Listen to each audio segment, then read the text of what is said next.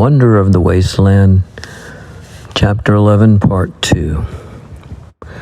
And so began Adam's desert education. He had keen appreciation of his good fortune and his teacher. The Kohia chief had been born on that desert, and he must have been nearly 60 years old. As a hunter, he had the eye of a mountain sheep, the ear of a deer, the nose of a wolf. He'd risen upon meat. He loved the stalking of game. Thus Adam, through his old Indian senses and long experience and savage skill, began to see the life of the desert. It unfolded before his eyes, manifold in its abundance, infinitely strange and marvelous in its ferocity and ability to survive. Adam learned to see as the Indian and had his own keen mind to analyze and weigh and ponder. But his knowledge came slowly, painfully, hard-earned, in spite of its thrilling, time-effacing quality. In those wonderful autumn days, Adam learned that the antelope could go long without water, that nature had endowed it with great speed to escape the wolves and cats of the desert, that from its prominent eyes it could see in any direction, that its coloring was the protective gray of the sage plains.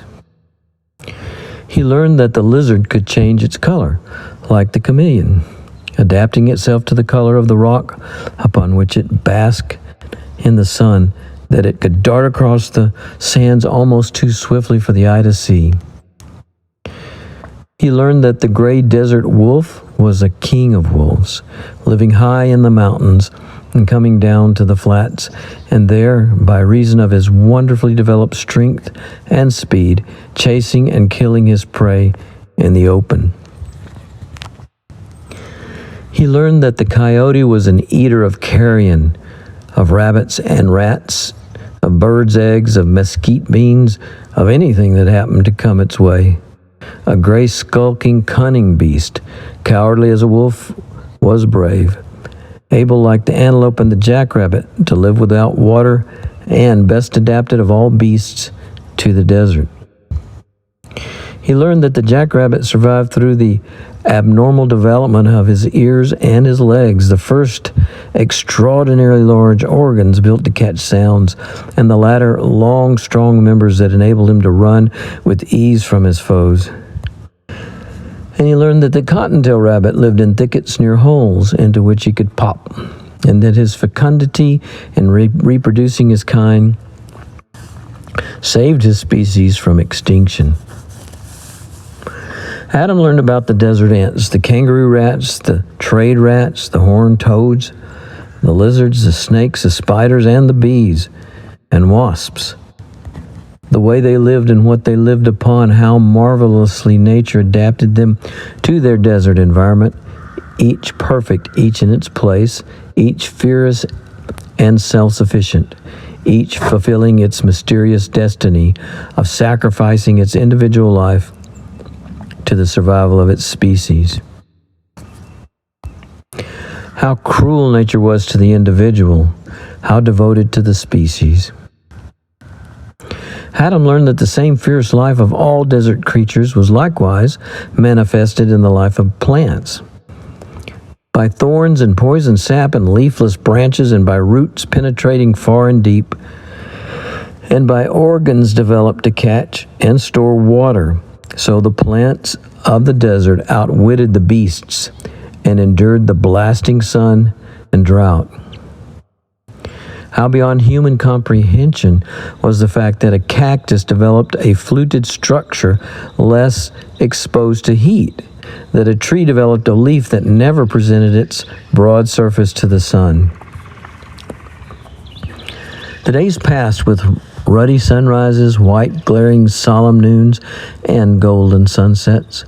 The simplicity and violence of life on the desert passed into Adam's being. The greatness of stalking game came to him when the Indian chief took him to the heights after bighorn sheep. But it wasn't the hunting and killing of these wariest and finest of wild beasts, wonderful as it was, that constituted for Adam something great. It was the glory of the mountain heights. All his life he dreamed of high places, those to which he could climb physically and those that he aspired to spiritually. Lost indeed were hopes of the latter, but of the former he had all-satisfying fulfillment. Adam dated his changed soul from the day he first conquered the heights.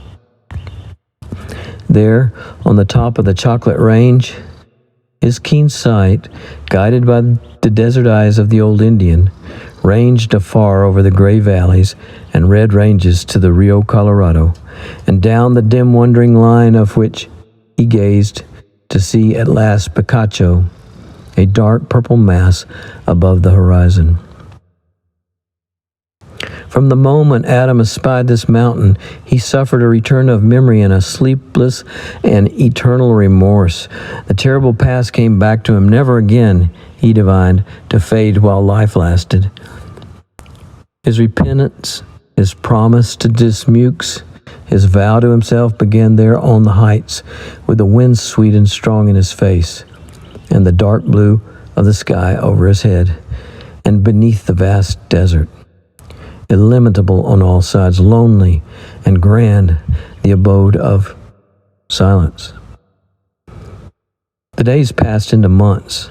Far to the north, the dominating peaks of San Jacinto and San Gorgonio took on a pure white cap of snow that slowly spread as the days passed down the rugged slopes. Winter abided there. But on the tops of the Chocolate and the Chuckawalla ranges, no snow fell, although the winter wind sometimes blew cold and bleak. Adam loved the winds of the heights. How cold and pure, untainted by dust or life or use. He grew to have the stride of a mountaineer, and the days passed until that one came in which the old Indian chief let Adam hunt alone. "Go, eagle," he said, with sorrow for his years and pride in the youth of his white friend. "Go!"